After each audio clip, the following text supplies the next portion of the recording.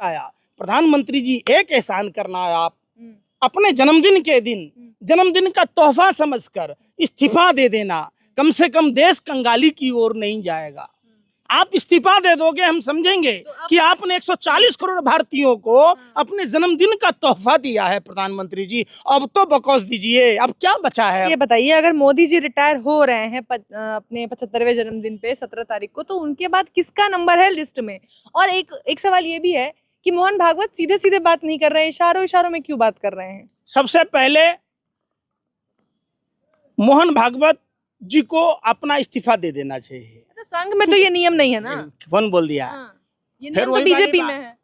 अब हर चीज दूसरे के लिए बना रखे क्या? 16 फिल्म का सिक्का आप ही लोगों के पास में है, मोहन भागवत के पास में है कि चित भी मेरा पट भी मेरा सिक्का मेरे बाप का। ऐसा नहीं होता ना। जब आप दूसरे को ज्ञान दे रहे कि 75 साल में इस्तीफा दे देना चाहिए, तो इसकी मिसाल बननी चाहिए मोहन भागवत को। आरएसएस चीफ के पद से इस्तीफा देकर किसी दलित समाज के आदमी को आरएसएस में बना देना चाहिए। दूसरी ओर देश के प्रधानमंत्री इस्तीफा देकर किसी बहुजन समाज से, पिछड़े से, दलितों से किसी को भी प्रधानमंत्री पद पर बिठा दे। ये आप मत कहिए कि मोदी जी नहीं रहेंगे तो ये सूरज उगेगा ही नहीं। अगर मोदी जी नहीं रहेंगे तो इन पेड़ को पत्ता हरा रहेगा ही। 2-4 नाम बता दीजिए ना, बीजेपी की लिस्ट में सबसे ऊपर किसको देखते हैं आप? आपको क्या लगता है आरएसएस फिर किसको चुनेगी? 2-4 नाम बता दीजिए, लिस्ट लंबी है तो। 2-4 से तो बीजेपी में। नमस्कार, द जनता लाइव देख रहे हैं आप और मैं हूं आपके साथ पूजा। इस बार मोदी जी के जन्मदिन के साथ एक सवाल भी उठ रहा है, वो ये है कि इस बार जब मोदी जी 75वां जन्मदिन मनाएंगे तो क्या इसके साथ ही वो रिटायर भी हो जाएंगे? क्योंकि बीजेपी का जो नियम है वो ये कहता है कि अगर आप 75 साल के हो गए हैं तो अब आपको सक्रिय राजनीति से संन्यास ले लेना चाहिए। और ये नियम किसी और ने नहीं बल्कि खुद प्रधानमंत्री नरेंद्र मोदी ने बनाया था। और इसी के तहत उन्होंने बीजेपी के तमाम वरिष्ठ नेताओं को एक किनारे बिठा दिया था और उनसे सिर्फ सलाह मशवरा किया जाए राजनीति से संबंधित, लेकिन सक्रिय राजनीति वो नहीं कर सकते। तो अब ऐसे में क्या मोदी जी खुद अपने बनाए हुए इस नियम का पालन करेंगे? और अगर मोदी जी करना नहीं भी चाहें तो मोहन भागवत शायद उनसे करवाना चाहते हैं। उनके इशारों में दिए गए उस बयान का मतलब लोग यही निकाल रहे हैं जिसमें वो ये कहते हैं कि 75 साल के होने के बाद आपको साइड हट जाना चाहिए ताकि दूसरों को भी मौका मिले। अब पंकज श्रीवास्तव जी हमारे साथ हैं, उनसे पूछते हैं और समझने की कोशिश करते हैं कि क्या सच में बीजेपी प्रधानमंत्री मोदी को उनके 75वें जन्मदिन के बाद रिटायर कर देगी या आरएसएस ऐसा चाहती है? और अगर चाहती है तो सीधे सीधे बात क्यों नहीं कर रहे हैं? तो पंकज जी कैसे देखते हैं इस पूरे मामले को? क्या मोदी जी सच में रिटायर हो रहे हैं? देखिए, मोदी जी तो पैदा ही हुए हैं नियम कायदे कानून को तोड़ने के लिए, झूठ बोलने के लिए। तो मोदी जी सच कब बोले कि वो अपने जन्मदिन के दिन त्याग पत्र दे देंगे प्रधानमंत्री पद से?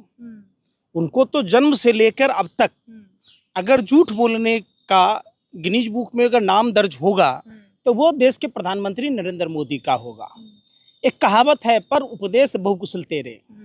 दूसरे को उपदेश देना आसान है क्या?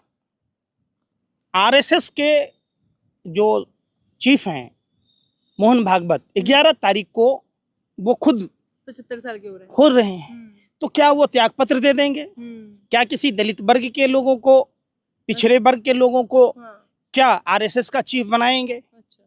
दूसरा, देश के प्रधानमंत्री जिन्होंने लाल कृष्ण आडवाणी को लंगी मारी, जिन्होंने मुरली मनोहर जोशी को लंगी मारी, जिसने तमाम गोविंदाचार्य जैसे नेताओं को लंगी मारी, तो क्या प्रधानमंत्री नैतिकता के आधार पर, अगर प्रधानमंत्री में थोड़ा सा भी नैतिकता बचा है, नैतिक पतन नहीं हो चुका है, तो क्या प्रधानमंत्री जी अपने पद से इस्तीफा देंगे? चूंकि आपने ही कहा है, आपने ही दूसरे को पैर में लंगी मारने का काम किया है, दूसरों के कद को छोटा किया है, तो क्या प्रधानमंत्री जी अपने कहे बातों पर कायम रहेंगे? ये तो प्रधानमंत्री जी का जब 75वां जन्मदिन आएगा तो देश के सामने में पता चल जाएगा कि प्रधानमंत्री झूठे हैं या प्रधानमंत्री सच्चे हैं।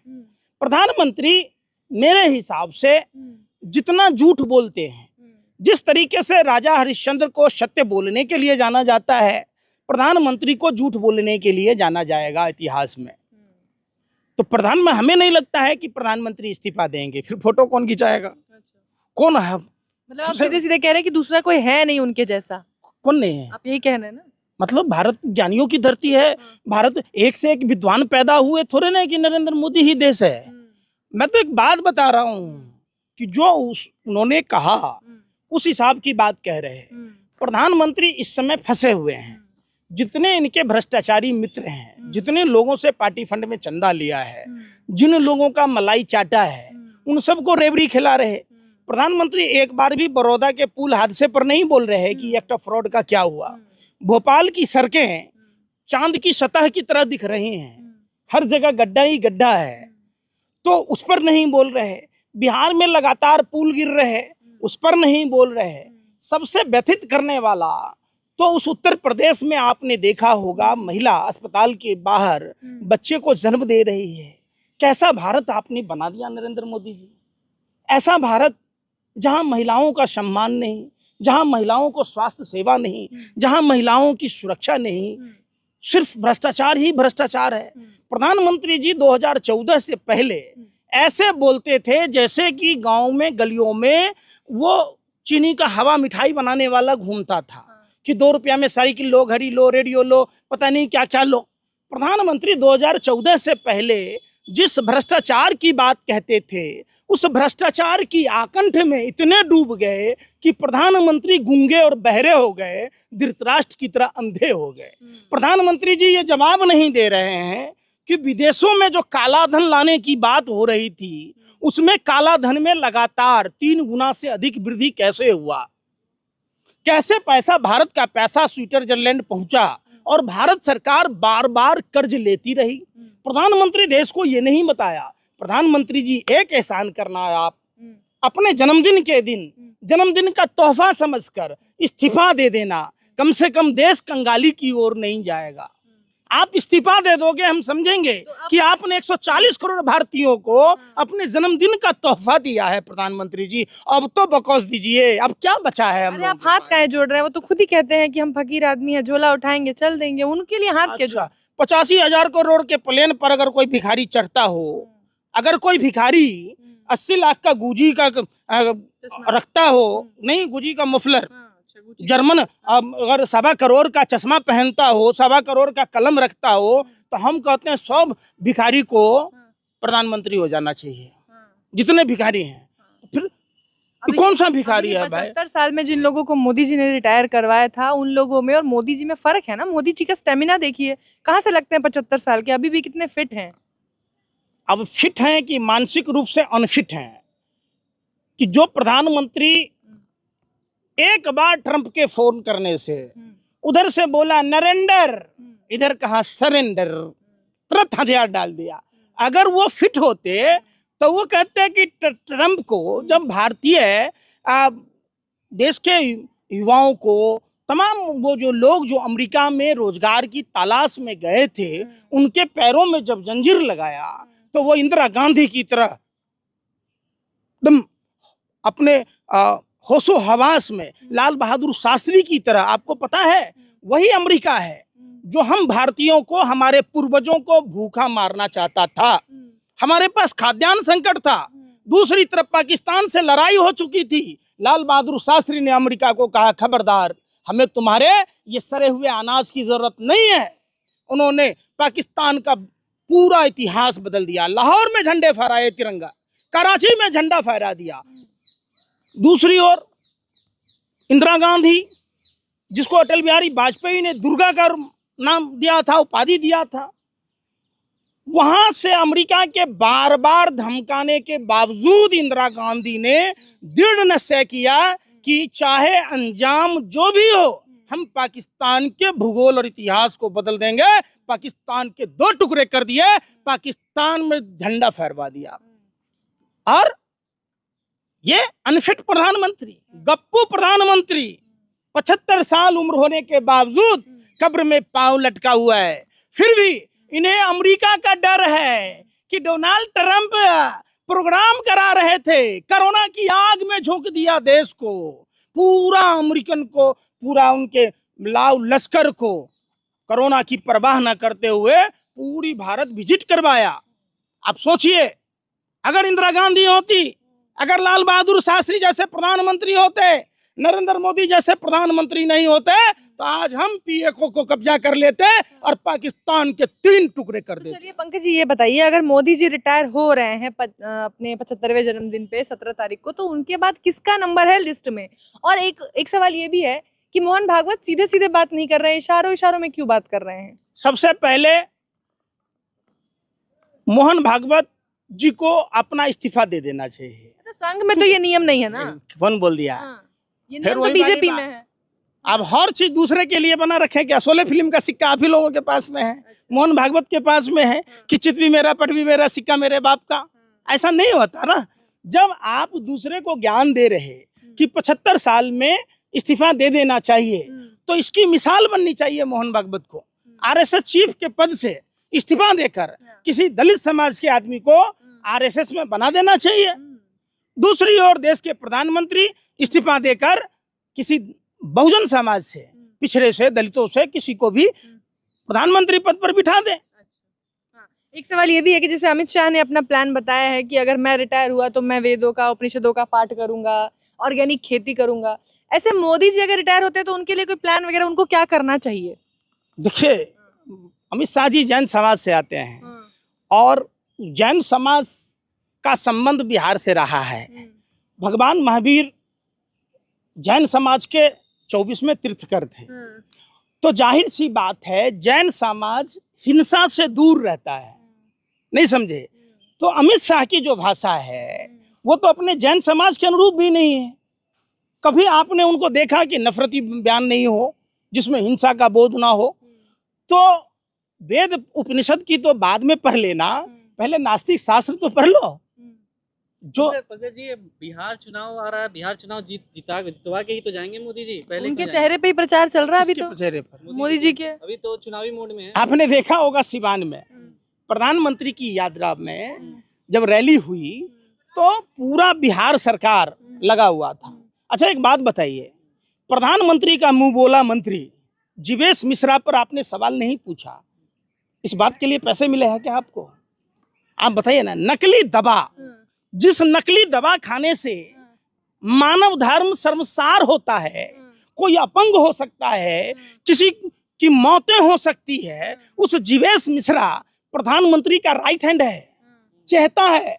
प्रधानमंत्री ने एक शब्द नहीं बोला, और वैसे व्यक्ति को सजा के नाम पर सिर्फ 1 साल की सजा हुई। उस जीवेश मिश्रा को फांसी की सजा होनी चाहिए, आजीवन कैद की सजा होनी चाहिए, जो प्रधानमंत्री का दाहिना हाथ है। और जो अब दूसरा है दिलीप जायसवाल, जिसको एक आवेदन नहीं लिखने आता है। जो दिलीप जायसवाल मामूली क्लर्क होते हुए जो माता गुजरी मेडिकल कॉलेज को कब्जा कर लिया, आप सोचिए कि कितना बड़ा माफिया लोग भाजपा में है।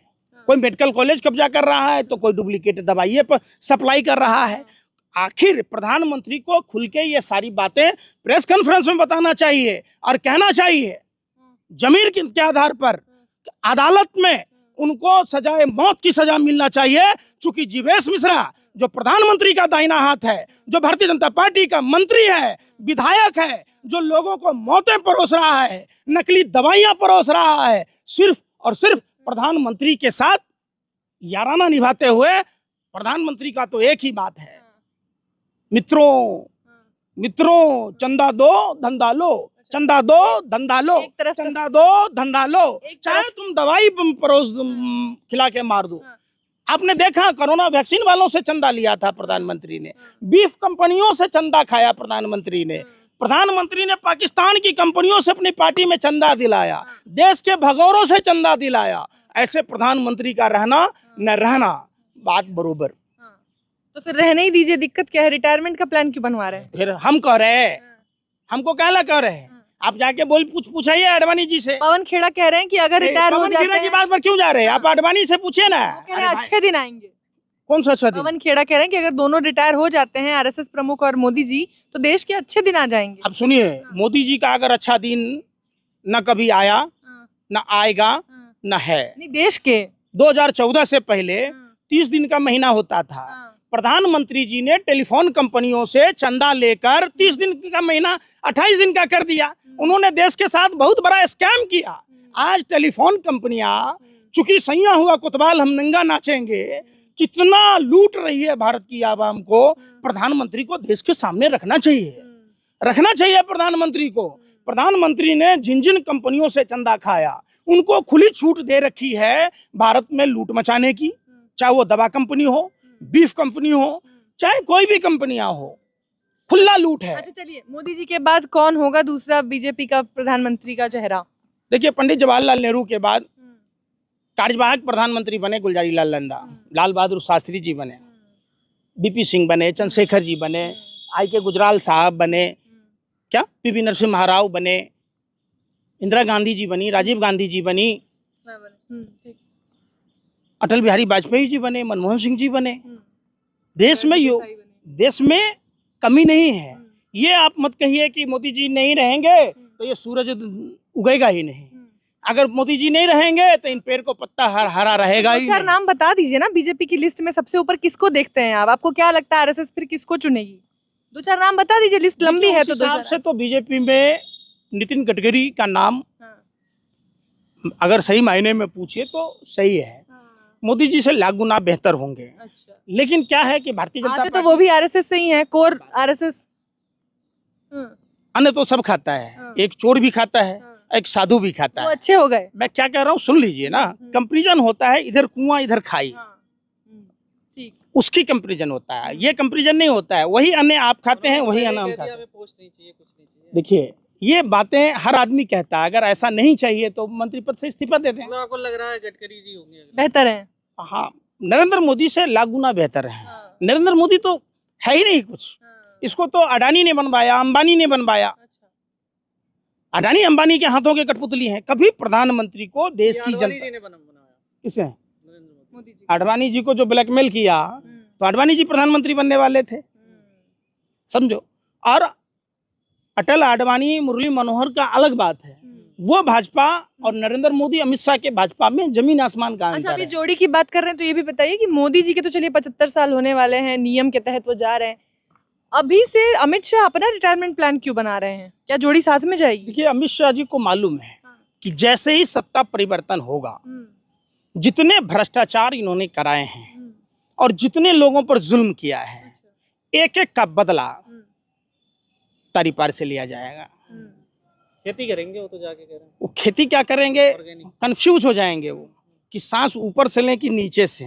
वो जितना इन्होंने कुकर्म किया है देश में, पाई पाई का हिसाब होगा। इंतजार कीजिए, ये भारत है, ये क्रांतिकारी। अरे, राष्ट्र के विनाश में अगर किसी का योगदान है तो वो है अमित शाह। सबसे बड़ा विनाशकारी गृह मंत्री अमित शाह है। आज तक नहीं, उनके गृह मंत्रित्व काल में पहलगाम और पुलवामा में घटनाएं कैसे हुई ये नहीं बता पाए। सिर्फ भोकाल करना, ये तो वक्त का पहिया है। घोड़े को नहीं मिल रही घास, गधे खा रहे च्यवनप्राश। आरएसएस प्रमुख ये भी कह रहे हैं कि अगर रिटायरमेंट के बाद, जैसे उन्होंने एग्जाम्पल दिया कि जो हमारे कार्यकर्ता होते हैं, जब वो 75 साल के हो गए, उनसे काम नहीं किया जा रहा था, तो वो आके नागपुर में रहने लगे। तो क्या मोदी जी को भी इनविटेशन भेजा जा रहा है कि अब आइए यहीं रहिए? मोदी जी का एक जगह पैर स्थिर रहता है, बचपन से न रहता है, तो कहाँ से वो नागपुर में टिकेंगे? उनका तो, अरे उम्र करवाती है सब। नहीं, हमारे यहाँ कहावत है, आगे नाथ न पीछे पगहा, बगैर लगाम का कूदे गधा। तो वो तो पूरे विश्व का दौरा कर रहे हैं। पाकिस्तान यूएन का प्रेसिडेंट हो गया, यूएन टेरर कमेटी का अध्यक्ष हो गया। मोदी जी अभी इंटरव्यू में कहते हैं कि मैंने अभी तक, मैं जितना कर सकता हूँ, मेरा पूरा हुआ ही नहीं है, मेरे अंदर जितनी शक्ति है, क्षमता है मेरी, उसका भी यूज हुआ ही नहीं, अभी कुछ % ही यूज हुआ है। मतलब पूरा दौरा कर लिए वो। हमारे गांव में की उनकी क्षमता बहुत है। कुछ नहीं क्षमता है। वो विदेशों में जाकर क्या हासिल किए बता दो आप पत्रकार हो। उनको इतने सारे मेडल मिल रहे हैं हर देश में, उनको सर्वोच्च नागरिक सम्मान दिया जा रहा है। आओ हम अपना घर बेच के आपको दे दें, आप हमको मेडल दो। कल हम अपनी कार दे दें इनको, ये हमको माला पहना देंगे, मेडल दे देंगे। कल उनको हम अपने घर का सोना दे दें, वो हमको गले में माला डाल देंगे। प्रधानमंत्री कर क्या रहे हैं? अपने मित्रों को, अंबानी अडानी को व्यापार करा रहे हैं। प्रधानमंत्री की विदेश नीति इतनी खोखली हो गई कि हमारा आतंकवादी का पनाहगार देश पाकिस्तान यूएन का राष्ट्रीय अध्यक्ष हो गया। इससे बड़ा शर्म की बात भारत के प्रधानमंत्री के लिए कुछ भी नहीं है। डूब मरना चाहिए। अगर मैं प्रधानमंत्री नरेंद्र मोदी की जगह होता तो मुंह में कालिक पोतकर चुल्लू भर पानी में डूब मरता। चलिए, बहुत बहुत शुक्रिया पंकज जी इस विषय पर हमसे बातचीत करने के लिए। धन्यवाद।